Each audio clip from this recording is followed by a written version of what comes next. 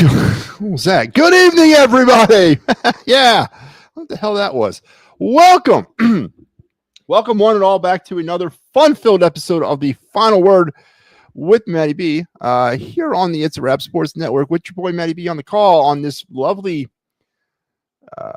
this weather's getting out of control. Tuesday night, April the 15th, tax day. Hope you guys file your income taxes, you criminals. Make sure you pay the government what you owe them. That's right. Damn criminals. On this tax day, April 15th, 2025. Welcome back to the program. Welcome back to a, I guess, positive night, right? Phillies win. Big win down there at the bank. 6-4 in Wizard of Oz-like weather. The wind was whipping around, playing havoc with everything from pitch balls to batted balls to thrown balls.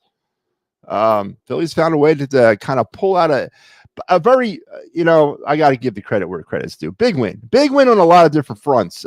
We kind of pulled out of that tailspin of a 2-game losing streak and get to that 10-win plateau. 10-7 now on the season. So congratulations. We will continue the Phillies talk. I did not get a chance to check the Fightins final tonight, but I'm certain Steve did a good job. I know you went off the air, so that's when I went on, but been running around over the last 20 minutes or so I was unable to get his to see what he was talking about. But I'm sure it will line up with what I'm going to talk about because we're such like simpatico people, me and him.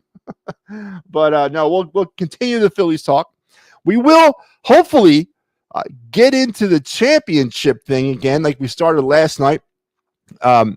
Is it negative or positive, or is it good or bad? Is it up or down? Is it sideways? That all we care about is winning championships in Philadelphia. And I guess I can make it more broader as sports fans. I think that if you're a sports fan, I very rarely met any sports fan out there that doesn't care about winning championships for either themselves as they're playing sports or for a team that they support. So I'm going to get into that. And is your enjoyment of regular season play, both baseball, football, whatever sport it is you follow, is your regular season play interrupted by your desire, or not interrupted? Is the experience of regular season play, diminished by your hopes for championships? So we'll hopefully get into that.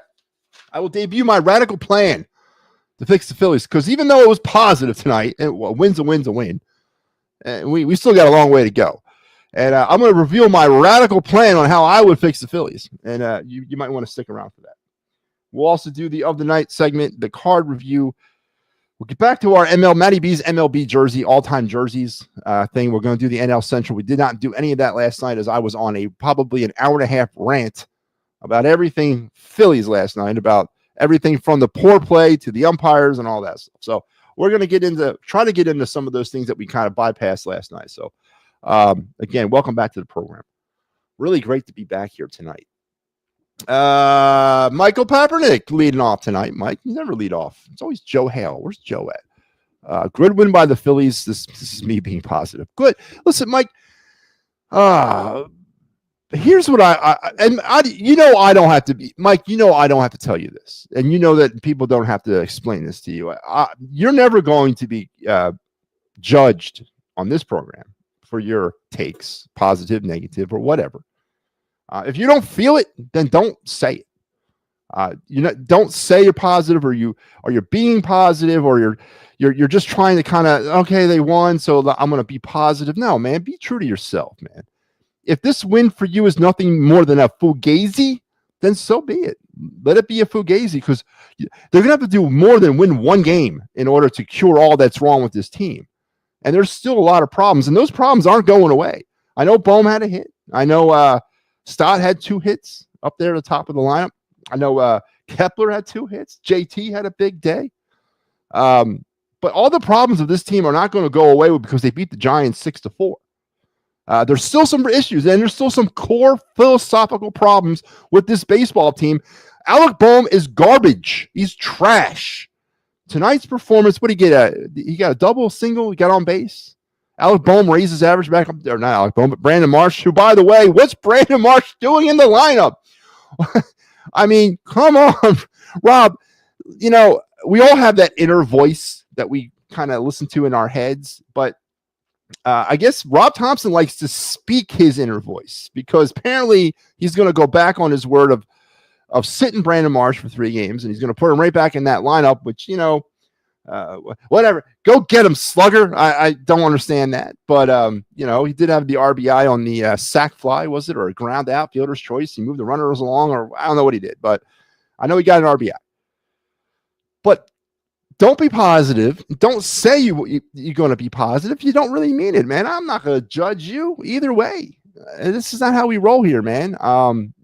You come correct, man, or you don't come at all. All right. But no, I hear you, man. Good evening, MattyB. Adam, how are you tonight? Joe. Joe Hale says, great win. Yep. And guess what? Ricky's watching. How is everyone? Joe's asking how everyone's doing, folks. You can't see this, but Joe's asking how you guys are doing. Let's go Phillies. Good win. Yes, it was, Ricky. I took it easy on Steve. Oh, okay. Well, I'm sure you appreciated that. Don't do that to me, though, Michael. God forbid you take it easy on me. That's not what we do here, man. We come hard, man. Come hard. Is Rob Thompson on his way out after no emotion after last night? Adam, I don't know if you've watched this show last night, but, I'm going to tell you, if I was in Rob Thompson's position last night in that dugout watching JT Realmuto strike out on a strike, what am I going to say to the umpire other than good call? That was a strike. What emotion do you want him to show? Maybe he agreed with the call.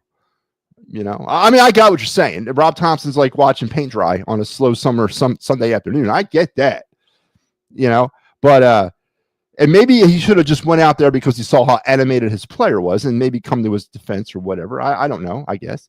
But as far as the root of the problem, I wouldn't have gone out there and argued either. The umpire got it right. It was a strike. I mean, I don't know what are you going to argue. But do I think Rob Thompson's on his way out? I think he's on his way out prior to what happened last night. Rob Thompson, listen, I did some research today, and I'm going to reveal it right now. The Phillies have only gone back-to-back with the same lineups twice all season long. That boggles my mind. How do you think you're going to win a World Series doing that? One, how are you going to win a World Series doing that? And two, how are you going to get your players to feel comfortable? Not only do we have a bullpen with no roles, now apparently we have a lineup with no roles either. So we are a team of no roles. There's complete anarchy in the Philly clubhouse because nobody knows day to day what the hell they're going to do. It must be like a great little surprise. Is it like an Easter egg hunt every day down there in the locker room? You go in and you look around. You say, oh, there's something sticking out of my locker. Let me walk over there. Oh, I'm going to crack open the egg. I'm batting third today, guys. Oh, yes. I mean, what are we doing? Baseball is the ultimate sport of habit and consistency, right? We always talk about players want to be consistent at the plate, consistent on the mound, consistent in everything they do. But yet we can't get the basic consistencies from our manager to the players. How are you going to want the players to be consistent when you don't allow the players to be consistent, Rob Thompson? If this is not new baseball, this is Rob Thompson baseball, and this is losing baseball. 2 times they've gone back-to-back with the same lineup all year. And to be precise, the one lineup was on the last game of the Rocky series and then into the first game of the Dodger series. That was the first time they did that back on April 3rd to April 4th. The second time they did it was on April 4th to April 5th. So they went back-to-back 2 straight games. And that's it. Everything else has been a change somewhere along the lineup. Of course, leadoff is a constant change, but the bottom of the lineup has changed. The middle of the lineup has changed. How do you expect your players to get comfortable in the ultimate game of habit without batting them in the same spot more than in 2 or 3 games in a row? Don't know how it's going to happen. Just like I don't know how you're going to get a bullpen comfortable when you're throwing out people left and right. What was it tonight? What was the carousel tonight for the Phillies bullpen? Kirkery in the 6th, Romano in the 7th, Alvarado in the 8th, and the new closer, the closer du jour, Matt Strahm. I don't get it, man.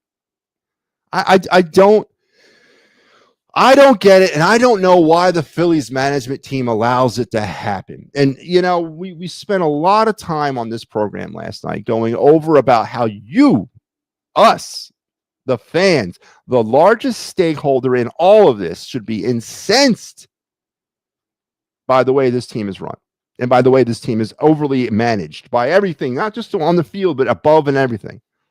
But what are we doing about it? Barbara mentioned, stop coming to the games. Hit him where it hurts in the pocket. I need something more instant. Yeah, that's going to take time for them to feel that burden, right? That's going to take time for them to feel that pain.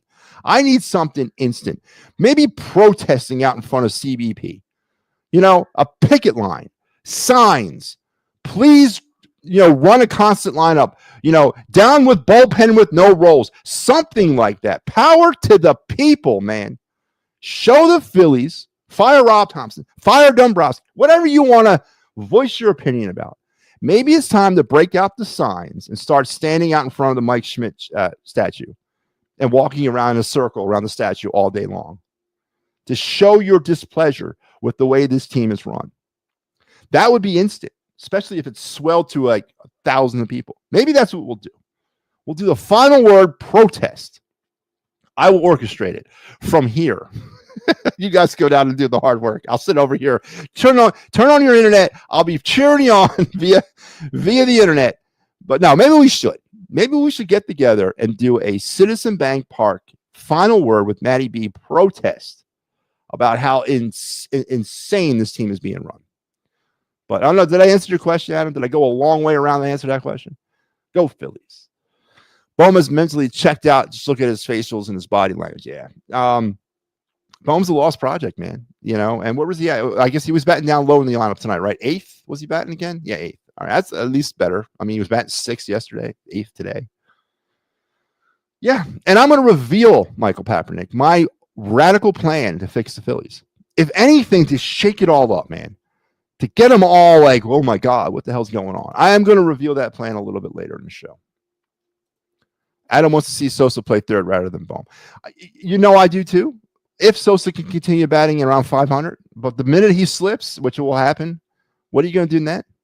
Where's the safety? I mean, Sosa, there's a reason why Sosa comes off the bench. There's a reason why Sosa hasn't been instilled in anyone's lineup as an everyday player. And again, on this team, Adam, that doesn't know how to spell the word consistency. You want Rob Thompson to ride with Armando Sosa on third base every day? That's never going to happen. And I don't even think it's going to happen if Sosa bats 900.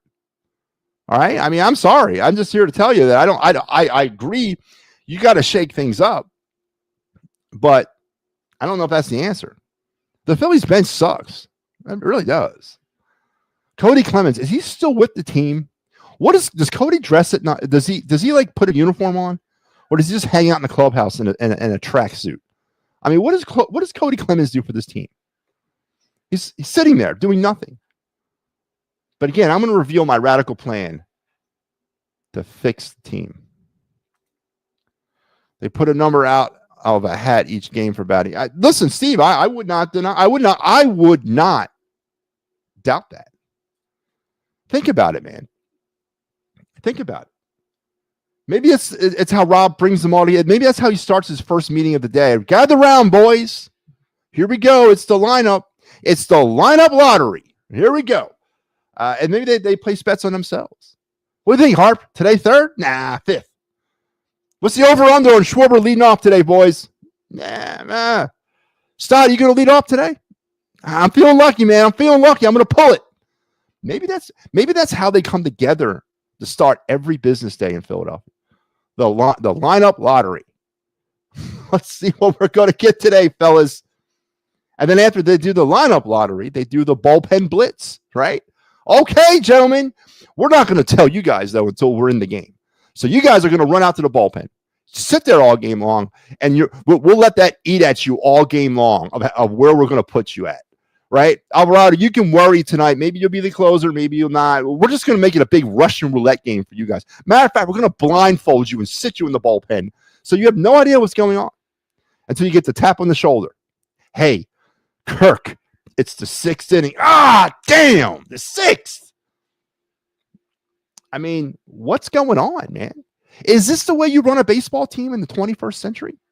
Or is this the way you run an incompetent baseball team in Philadelphia in the 21st century? How can anybody feel comfortable and happy with our chances of winning a World Series? And we'll get into, as we get into the championship part, I'm going to shed more light into that. I've had the fire Robbie petition since he was hired. Yes, I know you have. I absolutely remember that. The Phillies need a new manager. They need a new lot of things, Ricky. Today is better than yesterday for today in Philly sports. Is today better? A little bit better. Matter of fact, once again, Joe Hale being the king of segues. Let's get it going here. Let's get the show started tonight. Let's strap it in, strap it on. Keep your heads, hands, and feet inside the car at all times, and let's roll with your day in Philadelphia sports history. Brought to you by Joe Hale, as Joe is the king of segue tonight. On this day back in 1953, Philly second baseman Connie Ryan became the first and only player in franchise history to collect 6 hits in a single game. He went 6 for 6 in a 14-12 loss to the Pirates. Ryan tied a then MLB record for consecutive hits in a 9-inning game. Pirates second baseman Rennie Stennett set the new benchmark in 75, going 7 for 7. That's impressive, man. 7 for 7. 6 for 6 is impressive. And a 22-0 win of the Pirates over the Cubs. So today is Happy Connie Ryan going 6 for 6, setting the Phillies record for most hits in a game against the what did they play? What did I say they play? Pirates. For the Pirates. Was it the Pirates? Yeah. So I don't know, Joe. Was that better? It's been kind of lame lately. Last night was the John LeClaire shooting the puck through the back of the net through the hole. So tonight's Connie Ryan Day, 1953, and of course it's Jackie Robinson Day. So happy Jackie Robinson Day. So for all you out there who celebrate, if you don't, you should, definitely should. But there you go. Maybe that's what I should have done. Maybe that should have been my moment in sports history tonight. It should have been Jackie Robinson debuts for the Brooklyn Dodgers, breaking the MLB color barrier. I should have done that. But the Connie Ryan one was just too much to resist. But no, 6 for 6 is impressive, man. And 7 for 7 is extremely impressive. That ain't going to happen in this era, and not with this team. But there you go. There's your day in Philadelphia sports history. And that moment in Philadelphia sports history was brought to you by some of the great fine programming here on the It's a Wrap Sports Network, like the Wraparound with Pat Bernard, usually seen at Sundays at 9, but this weekend it'll be seen at Saturday at 9 because of the religious holiday. I guess, does Pat celebrate? I mean, does he want to be involved in some funky Easter egg hunt at Sunday morning? Is that why he's not doing the show? I mean, he can dress up as a rabbit if he wants. I'm okay with that. But Pat wants to do it on Saturday, and I'm going to respect his religious preferences on that, and or whatever his preferences. So Pat will be coming at you on Saturday this week at 9 a.m. So make sure you're there for that. And again, another programming note: we will be back tomorrow night for the final word, but then that is it. I got the Fighting's final on Thursday, and that'll be a later in the night jobby, probably around 8:30, because I got something I got to do early mid evening, and I know the game's at 4. So the game should be over by 7. I'm probably going to be doing the final about 8:30. And then I won't do a show tomorrow night because I got the final. And then no show on Thursday night. Wait, no, that is Thursday night. That is Thursday night. Then I'm going on vacation. And I will be gone for a week. And I won't be back until next Sunday. The 27th will be the next final word with MattyB after tomorrow night. Since we're going to take a little bit of break, because I gotta recharge the batteries and head to Florida for a few days and enjoy myself. I deserve it, man. So that's that. But I'm gonna continue on with the conversation, I guess.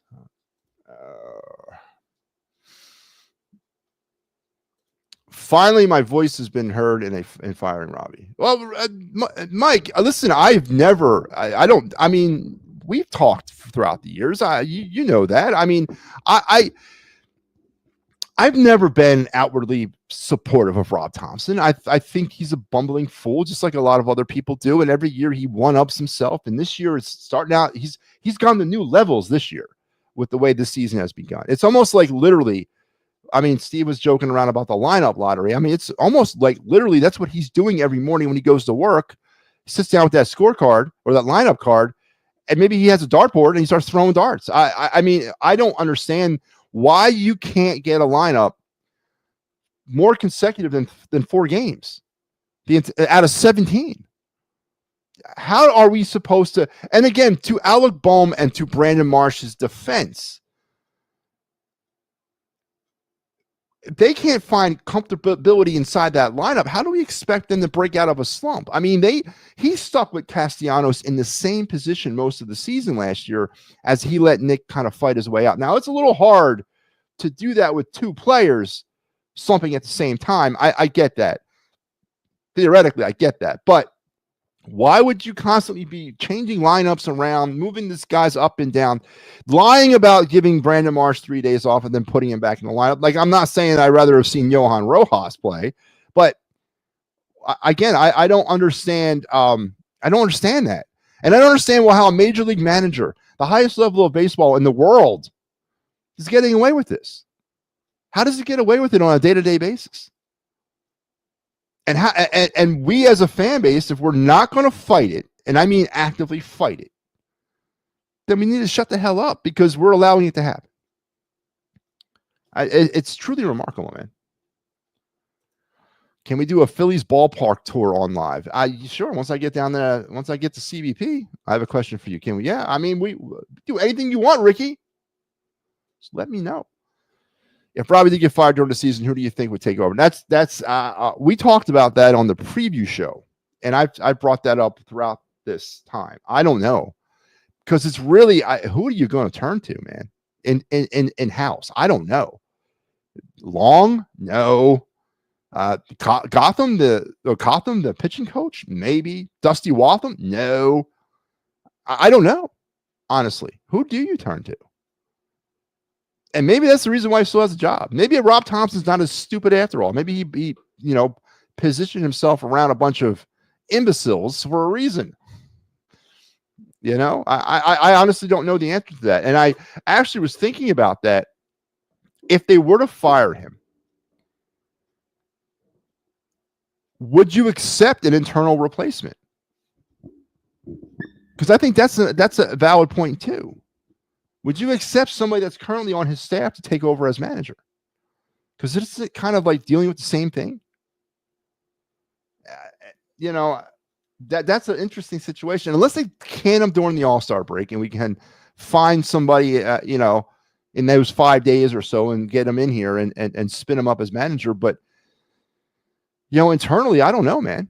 I mean, they could always bring somebody externally in. You know what I'm saying? It would take a matter of a phone call and a handshake over the phone and make that deal happen. Now, I'm not really worried about that per se, but I mean, there's a lot of guys out there that don't have jobs that you could probably offer a job to. But internally, I don't know. I don't think you hire anybody internally. I think you have to go outside. But you can't make wholesale changes to the staff in season. You can't fire the entire staff. You couldn't do that. There's no way that would work for continuity's sake, because I'm sure there's some sort of continuity going on there. I don't know what that continuity is, but I'm sure there is. But I don't know. That's a great question. There's nobody that I would consider handing the job to internally. Absolutely nobody. John Middleton is allowing this to happen. Yeah. Does he still go down? I mean, I know it's kind of cold these days, and I don't know if anybody really is rolling around, but is Middleton still sitting with the people? Probably not. He's probably not going down into the lower bowl or the upper bowl up to the 300 level and sitting down with the folks anymore, right? I doubt he is, because I don't think he wants to deal with that right now. But yeah, I mean, you do place some blame on John Middleton. You place a lot of blame on John Middleton. I mean, he ultimately allowed all this. So, but the Phillies won 10-7. I mean, this is how we're reacting. That's how I'm reacting on a Phillies win. It tells you a lot, man. When can we do the poll? Damn, Ricky, relax, man. I'm a busy man. We'll figure something out. We'll figure something out, man. Okay, let me go back in time. Last night, again, the show was pretty epic last night, ranting and raving about that infamous call on JT Realmuto. And I wanted to, and I still hold my guns, and I still say that was a strike. And I'm not backing down from that, because I've looked at it 1,000 times since then, and I still see a strike. So I went on the MLB scorecards, or the umpire scorecard thing that I typically use as a pretty good, it's a solid, reliable source. Now, it's not major league back. This is not the official scorecard from the MLB umpire director. It's not.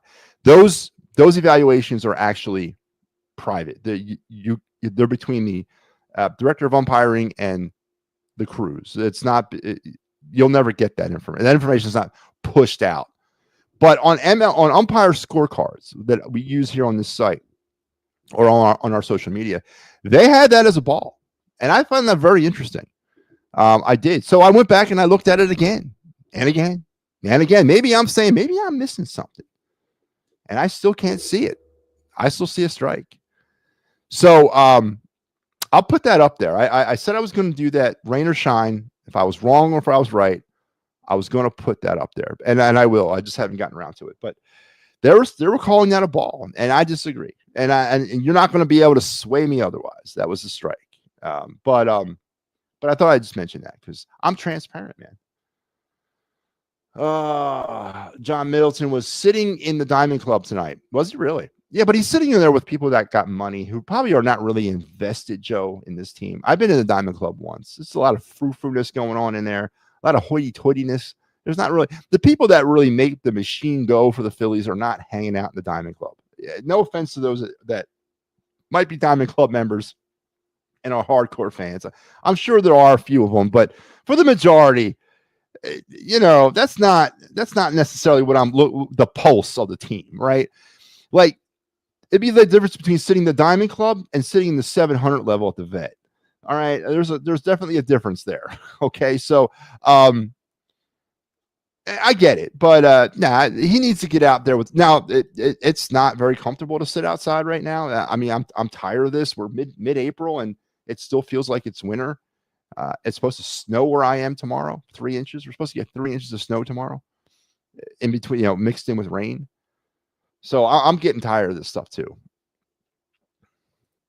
Remember, Middleton wants his effing trophy back. Well, you agreed with Dombrowski. You bring Robbie back after 2 years of horrible playoff losses. Yeah. And that's the question that befuddles everybody out here. And Sixers fans could probably ask the same question about Daryl Morey. Why are these guys coming back? I asked the same question about Howie Roseman. Why do they keep bringing him back? I don't get it either, man. But listen, it was a positive night for the Phillies. They won, and there were some things you can hang your hat on. But let's pump the brakes because we got to see it more than once, right? We got to see it more consistently. And as we mentioned, the Phillies lineup, the Phillies have gone back to back with lineups. Have used the same lineups on April 3rd, April 4th, and April 5th. That's it this season. Every other day, every other game has been a different lineup to include tonight. And by the way, if you're keeping track at home, which of course I am, the Phillies now, Stott has now led off 4 times. He's now tied with Turner, who's led off 4 times, and Schwarber, who's now led off 9 times. So if you're keeping track of that at home, the leadoff carousel continues. Maybe I should start a carousel tracker for everything, 1 through 9, because I'm sure there's change everywhere in that lineup on a daily basis. Simply amazing. All right. So last night we got into the championship. I started talking about the championship because with the narrative with the Phillies, with the struggles of the Phillies, and this is what brought it up. The struggles of the Phillies in April, for God's sakes. And again, I've not lost sight of the fact that it's April and we have 4.5 months to go and over 100 games left in the season. And so much has not been written yet about this entire baseball season. And I understand that. But with the narrative and this being Philadelphia and what we are is what we are, and we own that and we live that and we wear it on our sleeve like a badge. I get that. And I'm not shying away from it. The question has come up. Are we allowing our thirst for championships to cloud our enjoyment of regular season play? And it's about the Phillies specifically, but you can sort of equate it to all 4 majors. And baseball being that it happens to be 162 games, which is the longest of all regular seasons, maybe it gets a little bit more of a spotlight on it. And the first thing I got was when I was listening to this individual who was telling people about how they're letting their, I guess, addiction. I don't know, for winning a championship ruin an entertainment value of the regular season, I almost jumped through my TV set and put hands around neck. Because you're going to try to tell a fan base who's experienced championship glory twice in 142 years, and there's only a certain amount of us out there, and I'm part of that club, very proudly part of that club, who was actually around for both championships. I was 7 years old when they won in 80, and then I was whatever I was in 08. But there's not too many of us out there that can say that, right? There's like a very select group, a very select generation. Gen X is the only ones who can pretty much say that they were around for both Phillies championships. And when I mean around, I mean physically, mentally cognizant of what was happening. So why should we not be starved beyond belief for a championship? Especially when it comes to the baseball team. When you look at other teams around the league, and I always go to the Yankees for this, 27 World Series titles. Are you kidding me? I mean, I would do a lot for 27 World Series championships. And there's also something to be said about it. It makes us a special breed of fan because we've suffered so long, especially baseball. That's hooey, man. Absolute hooey. When you're watching regular season play, especially in baseball, and you're taking it game by game, and I know, again, in Philadelphia, we don't treat Game 7 of the season like Game 7 of the season. No, we treat Game 7 of the season like Game 5 of the World Series. It's every pitch, every at-bat, every call is scrutinized. And that goes for 162 games. And I would not want it any different than that. I would not want to be part of any other fan base than that. Because that's a fan base that deserves championships and that is deprived them all at the same time. So I think the entertainment value in baseball for the regular season is going through those pitch-by-pitch moments that we do every single game. I can tell you details about a game that happened last April. I can tell you details about a game that happened on April 7th in 2024. Phillies at Nationals on a Sunday afternoon at Nationals Park. What other fan base could go back in time to a rando game and tell you details about it? Not many. Did that dampen my enjoyment of the regular season because I was so tuned in and so involved in every single pitch? No, it made me a more enlightened fan. And makes me more invested in this team for when they finally do win a championship. It makes it feel that much sweeter. So we should be extremely impatient when it comes to championships. But we should also continue doing what we do to get to that point so we can celebrate and make it that much better. Eagle fans, you know what I mean. Now, I don't recognize a good portion of the Eagle fan base. One, because they're too young and they don't know, they've not earned their stripes as Eagles fans. Okay. Again, a select couple of generations out there only know what it's really like to be an Eagles fan. This generation, these young kids, they have no clue what the pain was growing up, rooting for this football team. So I don't really recognize them. All they know, the Andy Reid and Beyond crew, I don't recognize them as true Eagles fans because they don't know the pain, right? And they've enjoyed the glory of what it's been in the franchise since then, and that is taken away from some of our grit and polish of Eagles fans. It really has. But it's the same thing. We live on every pass, every quarter, every play. 16 games or 17 games, whatever it is now, is not too long of a season. So you got to kind of soak all that in. Hockey. I know there's only a select few hockey fans out there. I know that's a real acquired taste, but it's the same thing. Flyers lost tonight 3-0. One more game to go before this nightmare ends for 24-25. Right? But I still know what's going on. I watched the game tonight. I know not every, but a lot of things that I probably should have cut the cord on. It's going to make that moment that much sweeter for me when they finally win a Stanley Cup, because I am not part of that fan base. I don't remember what it was like to win Stanley Cup. I've never experienced that as a Flyers fan. I was born the year they won their first one, and I was one literally when they won their second one.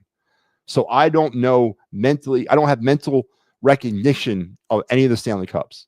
So I've never experienced that as a Flyers fan. And there's only a select group of those fans still left out there. Sixer fans, same thing. I was around in 83. I was 10. I remember what that was like. It was a culmination of a lot of good years, a lot of near misses, dominant basketball by the Sixers in the late 70s, early 80s. And it was culminated on that day in LA. And it was a great feeling. I went to that parade too. Again, there's only a select few fans out there that remember what it was like to hoist and see a Sixers win an NBA championship. So these fan bases deserved every bit of their impatience, and championships should always be what drives you towards ultimate satisfaction of a job well done. I've always said this: if you don't win the championship of whatever season or team you're rooting for, then the season was ultimately a failure. And it does not diminish the way I enjoy the regular season. This stuff keeps me going through 162 games. The controversy, the ups, the downs, the fire Rob, all those things keep me going as a fan through these seasons. So to those out there that are trying to tell you to stop, settle down, let things develop, why? Nah. Go do what you do, man. Go do what you do. Be who you are. Root for them the way you want to root for them. Be critical all day long about them, because when it does happen, it's going to taste that much sweeter. So I just wanted to kind of give you that, because I've been hearing that from a lot, and it's coming from a homer, by the way. It's coming from a homer fan, and I wanted to rebut that, because that's insanity too, in my opinion. But there you go. There was finally got my championship thing out the way. Good God, Ricky. I will try.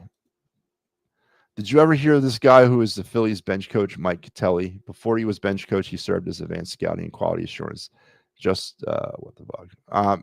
I never heard of him. He's actually the bench coach now. You know, I never even looked into that. Like, I knew Rob Thompson was Joe Girardi's bench coach. I just never, I didn't know that.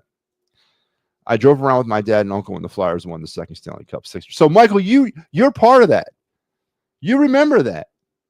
I envy you for that, because I don't know what it was like. I was 1 year old when they won the second cup. 1. I mean, that's great.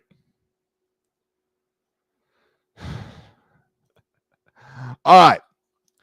So I just wanted to kind of reveal that, finish that up, kind of get that off my chest about championships. And yes, it's all about winning championships. And no, that does not diminish your enjoyment of a regular season. In my opinion, it enhances it and makes it even that much better. So. All right, now I want to reveal what I set out to do. But before I do that, let me remind everybody that, again, this network is brought to you by some of the fine programming, and an example of some of that fine programming is this show right here. Really excited about this one. PNM in the AM, returning to the airwaves on May the 4th and coming here to It's a Wrap Sports, a show that was very good, very popular over on the Edge of Philly Sports, is now going to be part of our family here.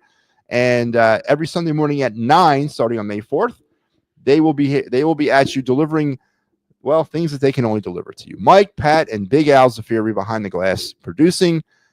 Make sure you're there for the debut of the return of PNM to the AM and to its arrival here on the It's a Wrap Sports on May the 4th. I will be listening. I cannot wait. This was a big get for us here over It's a Wrap, and we're very excited about it, and we cannot wait. So just want to let you know about that. PNM in the AM, man. Sundays will never be the same. All right, now it's time for me to reveal MattyB's radical plan. That's right. I'm going to reveal a radical plan. I am going to tell you how I feel, or what I think should happen tomorrow to fix this baseball team. And it's nested in with what Mike Papernick brought up last week about this team's inability, or its seemingly inability, to cultivate anything from the minor leagues, because it's way too late in the game right now for us to go out into the trade market and try to acquire players. No one's giving up anybody at this point. without it being some sort of insane overvalue. Because as still on April 15th, everybody feels like they have a chance to win a World Series. Even the Chicago White Sox still probably are holding on hope that they have an opportunity to win a World Series on April 15th. And that's just the nature of the early season beast. And there's nothing you can do about it. That's why you have a 4-month off season to try to prepare yourself the best you can. Now, obviously, the Phillies didn't do that. Obviously, the Phillies offseason plan in 2025 was wrong. Obviously, the offseason plan in 2025 was misconceived. So we need to stick a Band-Aid over this problem. And what I mean by that is until we get to the trade deadline later in the summer, the July timeframe, when teams start to kind of fall off and fade back and fade away, we need to be able to weather the storm until then. And I know that the Phillies, regardless of if they instill my radical plan, which they won't, but I know that's what Dave Dombrowski probably is also eyeing himself. It's weathering the storm until July. And then maybe they can make a move or two. And that scares me. That scares me a lot because of what's happening in our minor league system and who's down there. Because I don't want him to pull a Boston Red Sox move and just deplete our farm system for like 2 or 3 rental players. I don't want that. So I have a plan right now that I think would not only fix the Phillies, or maybe not fix them, would kind of shoot a jolt of energy into the Phillies, as well as potentially make it a little bit more palatable if in July we do have to go into the farm system and trade away some prospects. Because at least we might know what these prospects can do at the major league level. And yes, it is prospect heavy. Because as Michael Papernick has very eloquently laid out on this program before, the Philadelphia Phillies lack any sort of minor league system that can provide MLB help today. Now, there's the default MLB help, right? There's the Garrett Stubbs of the world, who obviously are major league ready and major league capable, allegedly.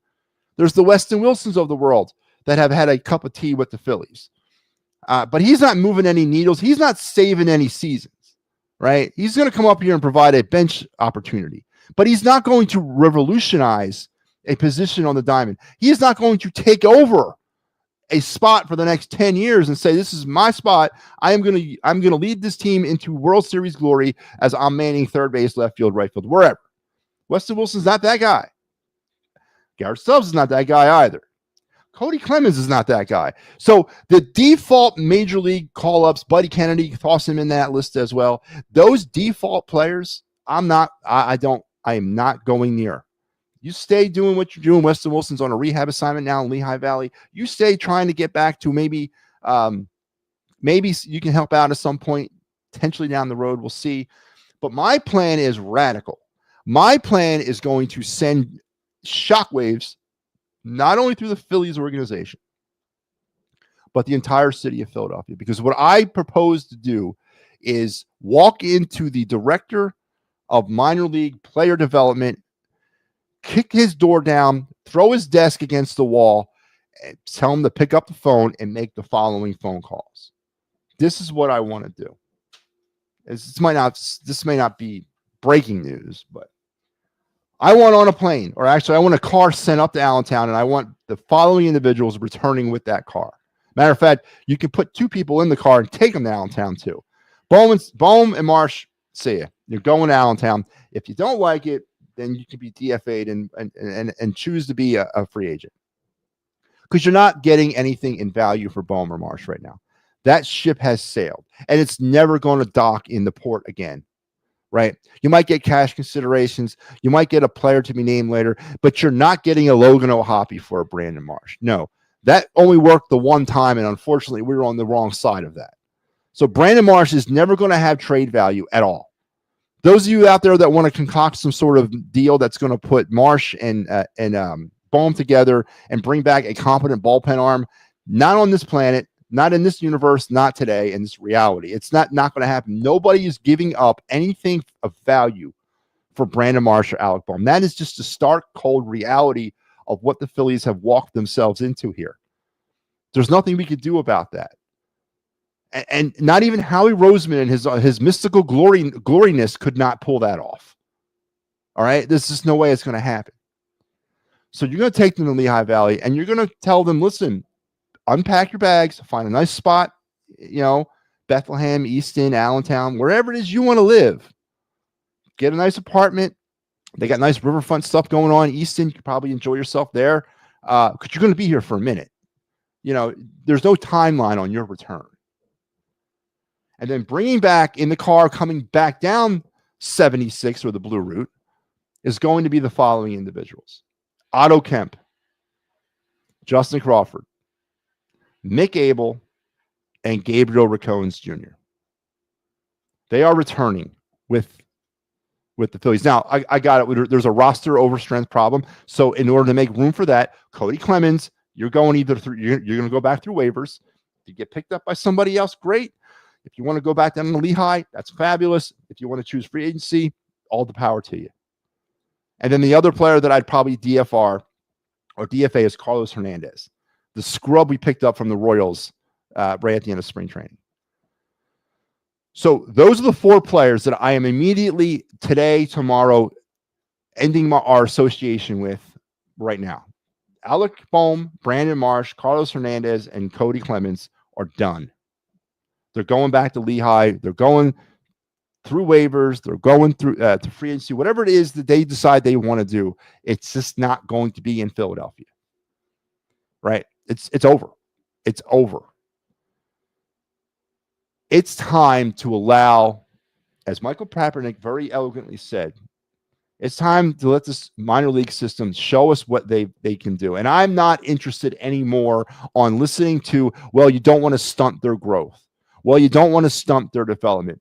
You drafted Justin Crawford in the first round in 2022. Ethan Holiday was already, not Ethan, sorry, I'm thinking about his brother. Jackson Holiday was playing in the major leagues 1 year after he was drafted. Pat Burrell was in the major leagues 1 year after he was drafted in the first round.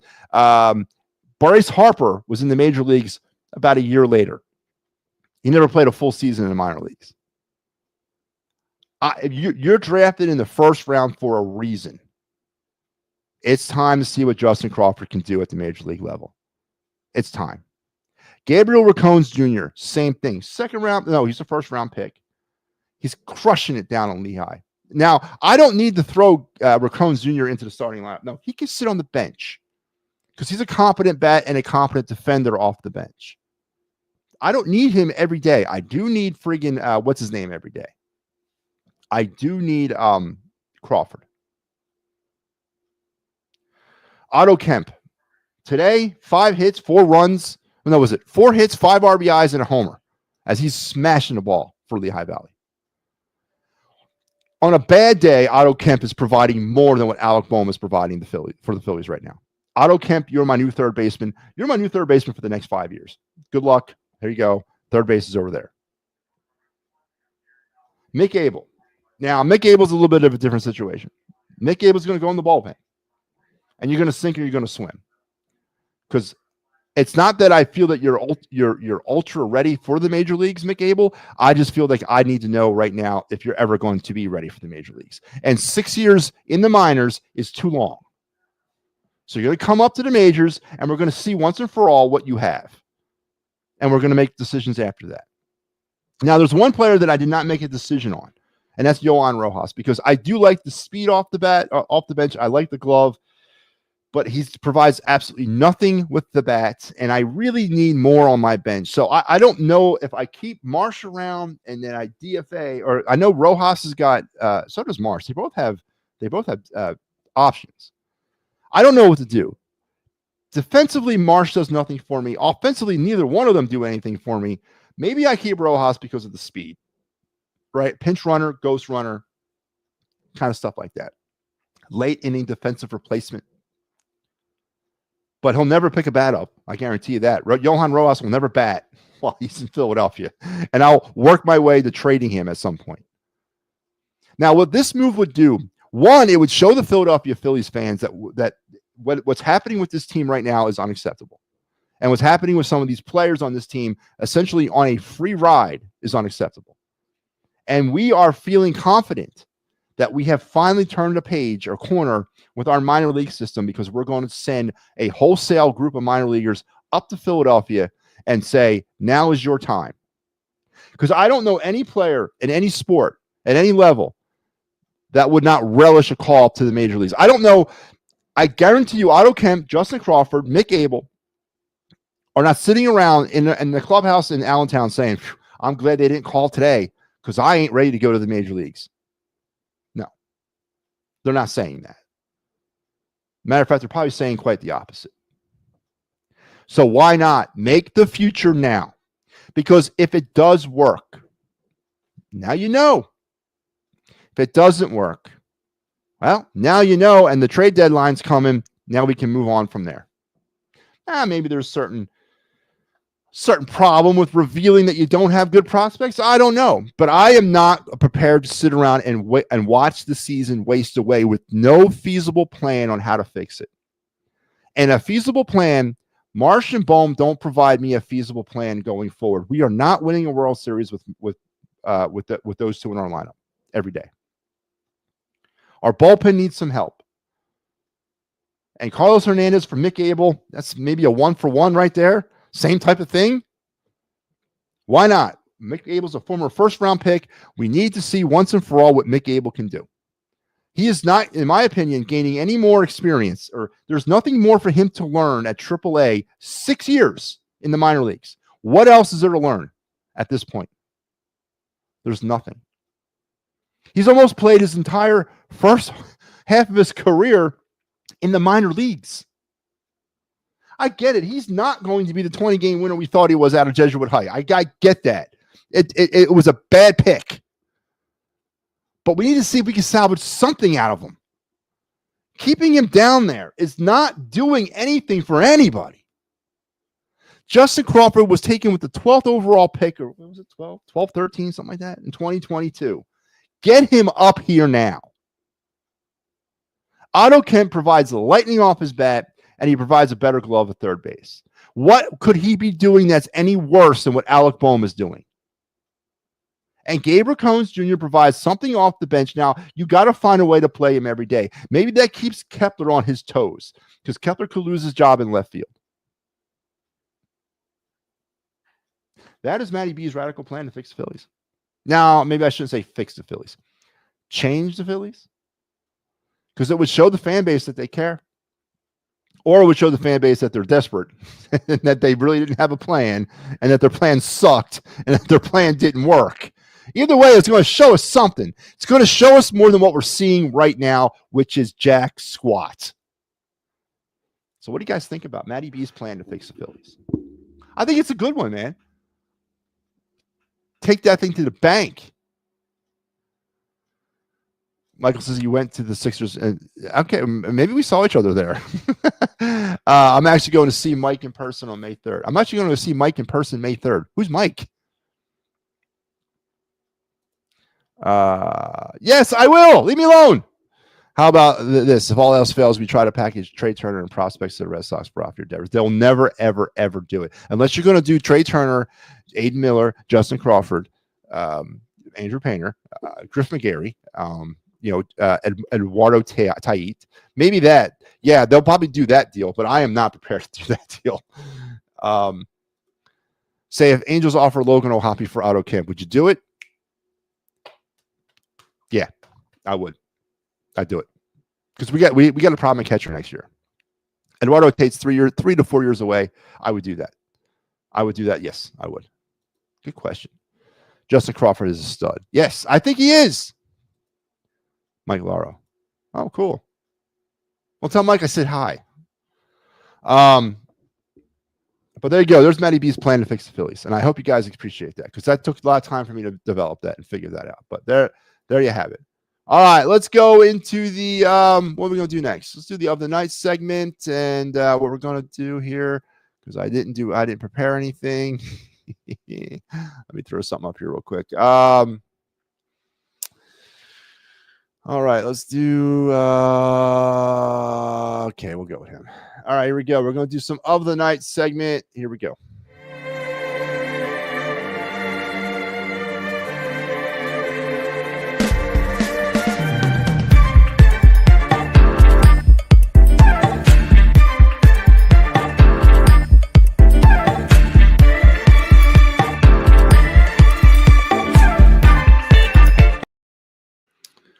Yes, sir. The of the night segment, and we're going to go back to baseball. Well, we're going to stay in baseball. We did the Phillies prospect last night. We're going to go back to the MLB draft, and we're going to talk about tonight's prospect, Henry Ford, the first baseman out of Virginia. When he's not revolutionizing the automobile industry, Henry is a big 6'5" right-handed first baseman whose value is tied almost entirely to his bat. So far, it looks like it will play, as he has shown the ability to get to his pop right out of the gate. It's most likely been to his pull side. We could definitely use somebody who can pull the ball. But given that Virginia's home park hasn't always been conducive to power, it was a very impressive debut. While he draws walks and makes a good amount of contact, given his power potential, he does have tendency to chase, especially softer stuff. Now, again, that says Phillies all over the place. Henry is a top 10 projected first baseman. Again, he's probably the highest ranking first baseman in this year's draft. He does sound like a prototypical Phillies player. 6'5", man. I'm digging that. And I definitely would dig 6'5" playing first base. I would not dig 6'5" at second, would not dig 6'5" shortstop, would not dig 6'5" at third, but I dig it at first base or pitching. That's about the only two positions that being that big will help you out. So top 10 will not, I guarantee you, be around when the Phillies pick at 26. But he's a project player. They'll hopefully be able to break him of chasing stuff, especially that because he's going to see a ton of junk at the MLB level. But maybe they can break him of that. But he's got raw power. He's got the talent. He's got the skills. He's a power bat. He projects to be a 25 to 30 home run guy a game or a season, not a game. And as I said, top 10 potentially in this year's draft and the highest rated first baseman as well. So there you go.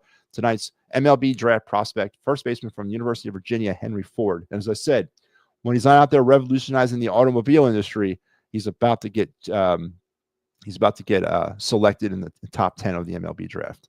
Those young kids come up. I guarantee you, Mike. I guarantee you, none of them are sitting around their stalls down in Lehigh saying, "Man, I hope they don't call today."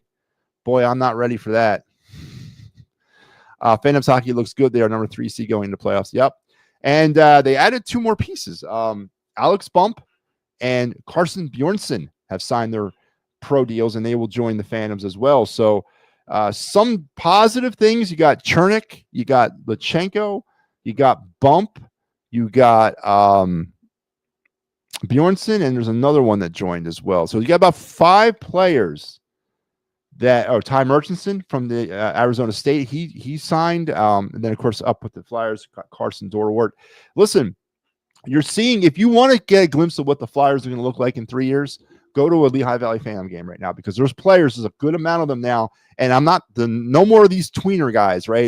It's actual prospects. It's drafted players that have been, twiddling around at major junior hockey. Now they're signing pro deals to come to the Flyers. This is definitely a look at the Flyer future, and make sure you're checking that out. So good news about the Phantoms as well. And as I said, the Flyers lost tonight 3-0, and their season is thankfully winding the hell down. All right, you know what time it is. Let's do it.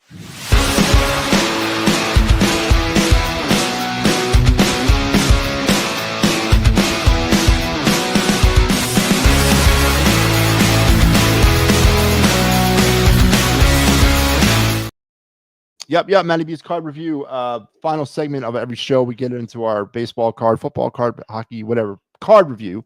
It's not always baseball, but we've been stuck on baseball, and yeah, we're staying in baseball tonight. Tonight we're going to talk about a player that was pretty instrumental in the rebirth of a franchise, but not like instrumental to the point where he became like the face of the franchise or was a superstar or any of that. He wasn't, but he was part of a long line of high drafted players over a long period of time for an organization that really fell on some hard times in the mid 80s up through the late 2000s or late 2000s into the early 2010s. And they finally got it together. And this kid was one of those players. It's a 2009 card, upper deck version. And some interesting history here. And let's bring this card up right now. It is the 2009 legendary cut of Alex Gordon, the former Royal player. Now, Alex Gordon, if you recall, was one of the many players that the Kansas City Royals attempted to hit gold with from when their times of being a bottom feeder franchise right after winning the 85 World Series up until once again they became competitive in like 2010-ish. Alex Gordon was part of that long list of players that the team was trying to cultivate, high drafted players, years and years and years of bad baseball, years and years and years of high draft picks. Alex Gordon was the first group of the draft picks that actually yielded something in terms of team glory. Now, Alex Gordon himself played his entire career with the Kansas City Royals, 2007 to 2020, I believe. He wasn't. I don't think he ever projected out to be what they wanted him, taking him second overall in 2002. He never met those expectations or that potential, but he lasted his entire career with Kansas City, and he was a valuable member of that World Series winning Royal team in 2015. Now, this card is part of the insert of the 2009 Upper Deck. We've talked about another one of these cards. It's the Tim Lincecum card. We did that one. That was a legendary cut card as well. His card was the gold card. This is the silver card of that set. I like the design of this card. I've always liked the design of this card, and this card carries a little value. $7 as an ungraded raw card on most databases that I use. PSA 10 of this card is about a $40 card. It's a really cool card. All the legendary cuts of 09 Upper Deck were very cool.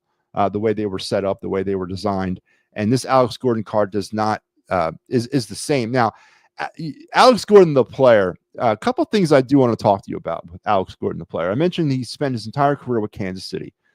2007 is when he debuted.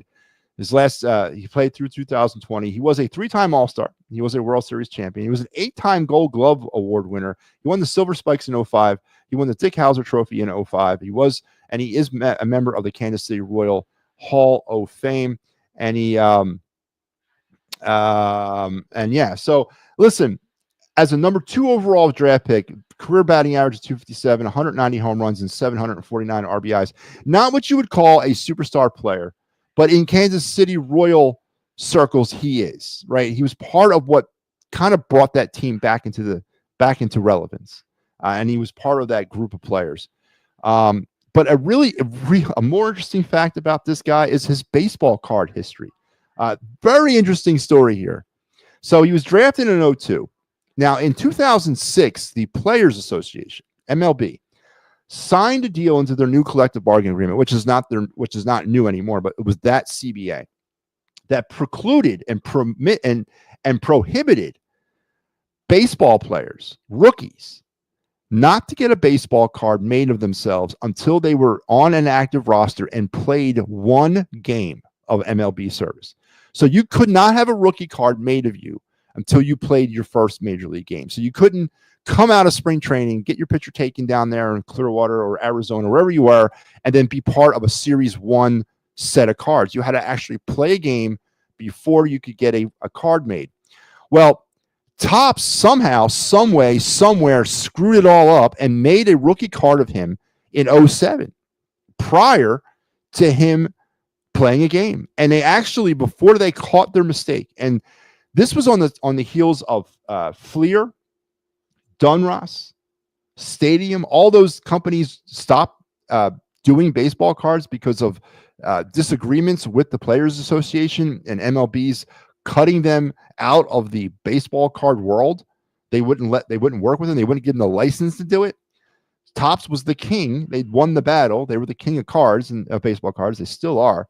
But somehow, some way, somewhere, somebody produced a Series 1 2007 baseball card of Alex Gordon prior to him playing a single game with the Royals. And before Topps figured out the problem, some of these cards were packaged and shipped out to stores. And they're still out there. There was over 200 of them found up to this point, and there's still more out there. They're boxed. They were sent specifically, these cards that made it through were sent to, they were sent in blaster boxes to Walmarts. They were sent to Walmart as a promotional item. Now, when Topps figured out the problem and they tried to stop more cards from getting sent out, there was stacks and stacks of sheets of cards already stamped out with this baseball card in them. And without, it would have cost Topps millions of dollars to scrap the entire sheet because there was other cards there. And they're not going to do that. So Topps ordered all the Alex Gordon cards to be stamped out. So literally they put these sheets of cards on these trays and they had this industrial, almost like a Dremel or like a, I guess a X-Acto knife or whatever. And it literally cut out the picture of all the cards of Alex Gordon. It kept the card in the sheet. And then when the sheets were cut, they were packaged with the shell of the Alex Gordon card, missing the picture in the packs. So that card became pretty valuable. So if you were able to find yourself a 2007 Topps Alex Gordon rookie with the picture, that card's worth about $500. If you're able to find a Topps 2007 Alex Gordon without the picture, that card's worth about $5,000. So a very interesting story about the lineage of Alex Gordon baseball cards, starting off with his rookie card fiasco. And this is from the 09 upper deck legendary cuts series. So again, about a $5 card. Pretty cool story about Alex Gordon. And here's this card in its actual physical form. I got a really good version of this card. I think I'm selling it for $5. I could probably get $7-8 for it, but there you go. There's the Alex Gordon card. And that was your card review tonight. The 09 Alex Gordon. He was good. He was good, Joe, but he was not like number 2 overall selected. He was supposed to be maybe in some circles the next George Brett. He never really kind of amounted to that. He had a good career, and he stayed with his entire career with the Royals. I'm not saying that, but the potential never really.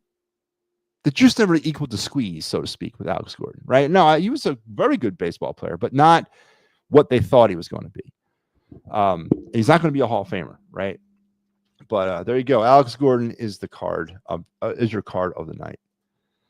How will the Phillies players handle a new manager if Robbie is fired? Because Robbie has no control. Yeah, well, that's another big problem, and I think that was the reason why Joe Girardi got fired or was so happy to get fired, because the players were out of control, and now they're worse because now they're 3 more years removed, and they've been running the asylum for 3 years.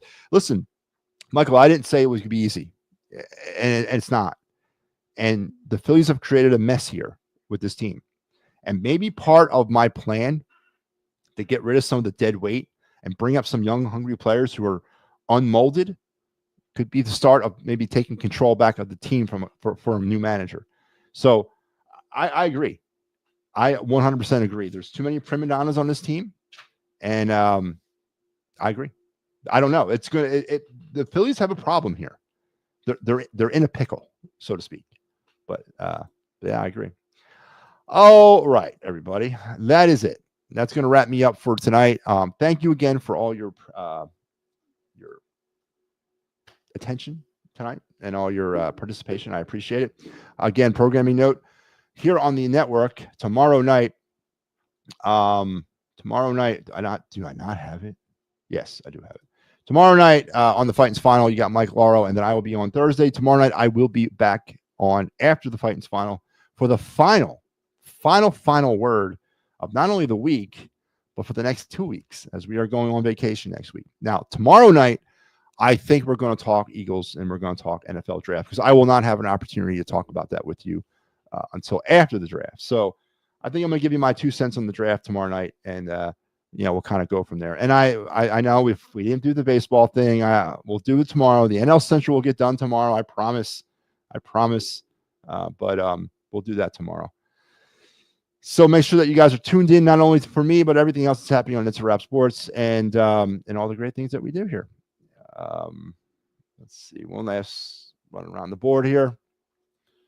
Mike Schmidt. No. He's too out of touch. And I don't think Schmidt wants it. He walked away from the Blue Claws, not the Blue Claws, the Threshers years ago. I don't think he wants to do it. Mike Papernick says, good show. Joe says, wait, the jerseys. All right, Joe, let's do it. All right, we'll do the jersey. I'm sorry, guys. I messed this up. All right. We are Matty B's all-time MLB jerseys. Real quick, let's review AL West. This was the AL West jerseys. Jerseys of note here, of course, my favorite, maybe my third favorite of all time. The Oakland A's road jersey and my Seattle Mariner home jersey are the standout jerseys here. Both of the early 80s, late 70s variant of those two teams. But again, all these jerseys are pretty much my favorites of all time.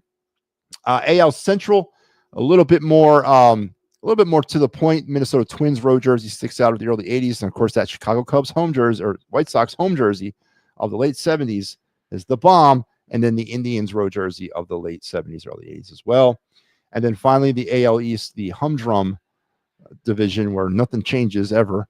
Most of these uniforms have been the same since the dawn of time, with the exception of Toronto and Baltimore a little bit, and of course Tampa, but nothing really extravagant about that. And then the NL West, we did this the other night. This might be the most colorful division of all of baseball as it comes to all-time jerseys. It also hosts my favorite jersey of all time, and that's the Padres road jerseys. And then my second favorite jersey of all time, the Giants road jerseys, both of the late 70s and early 80s. And that leads us tonight to the National League Central. And again, another colorful division, if you ask me. And here we go. Let's go. There we are. There's the National League Central. There's Matty B's all-time favorite MLB jerseys of the National League Central. Let's start over with the Pirates. I don't think there's a uniform that rivals the late 70s, early 80s Pirates road uniforms at all in baseball. Yes, the Padres to me rival it, the Giants, but the Pirates are a steady three. The black shirt with the Pirates written across it to go along with those yellow pants. There ain't nothing like it, baby. Those were hot, and they are up there on my all-time list. The Cardinals, as you can see, one of the common threads of all these jerseys, well, all the road jerseys at least, they're all pullovers. Pullovers is the way to go, and I think teams are going back to pullovers when it comes to the connects. I think in a few years, you're going to see teams going to straight pullovers. I really do. I think they're bringing them back. The Cardinal road jersey. Cardinals are another one of those teams that have never really changed from their original logo. Why not? It works. They've messed around with their color schemes. I'm not a powder blue fan when it comes to the Phillies, but boy, it works on these other teams for some reason for me. And the powder blue Cardinals jerseys of the 80s. These are all 80s variants, by the way, of all these uniforms. Every single uniform you're looking at was these teams' uniforms in either the late 70s or the early 80s. And that also tells you a good part of where my absolute fandom. They had better jerseys in those days than they do now. Chicago Cubs, iconic home jerseys with the blue pinstripes, the bear on the sleeve, the Cub logo on the back, just the number, no name, just the number. And then the road jerseys, simple but works for me. The straight blue. I know they played around with gray. They played around with the powder blue pinstripe road uniforms, but the blue shirt there with the white pants was a straight road uniform in the 80s for me, and I think it's their best of all time. Milwaukee, again, one of those teams that they've changed their uniforms quite a bit, but they've missed quite a bit. They're back. Their uniforms of today are almost in the style of these 80s uniforms, especially the home jerseys, but nothing would replace those for me. I think it's a great look. I honestly do. I like the look of the Brewer jerseys, man. It's simple, but it works. And then again, another team like the Reds. The Reds have changed as well over the years, but they keep going back to this, especially the home jerseys. The road jerseys are just perfect the way they were. Cincinnati written across. So simple, elegant, colorful is your NL Central. And again, every single jersey you see here, just like a lot of these eras of baseball, I think maybe there's a handful of jerseys, one jersey from 2000s, one or two from the 90s, a couple of today, but the majority of jerseys that we have gone over or that I feel that are my all-time favorites are from the late 70s and early 80s. They just knew how to do it, and to me it works. And here's your NL Central, Matty B's all-time favorite jerseys of the National League Central. Pirates with the yellow pants and those pillbox hats, playing the White Sox with their butterfly collars and shorts. Man, sign me up. Watch that game all day long. All right. The Brewers New Surgery with the Brew Crews. Yeah, I saw that. It is pretty nice. It's pretty nice. But that blue and yellow works, man. But all right. That's going to do it for me tonight. Thank you for everybody for joining in. Tomorrow night, we'll try to get the NL. That's right. We're down to the NL East, right? You'll have to wait and see what I think is my favorite all-time Phillies uniform. You might be surprised. But we'll try to knock out the NL East tomorrow. But until then, until we talk again, you guys have a great rest of your night and an even better tomorrow. We'll see you. Good night.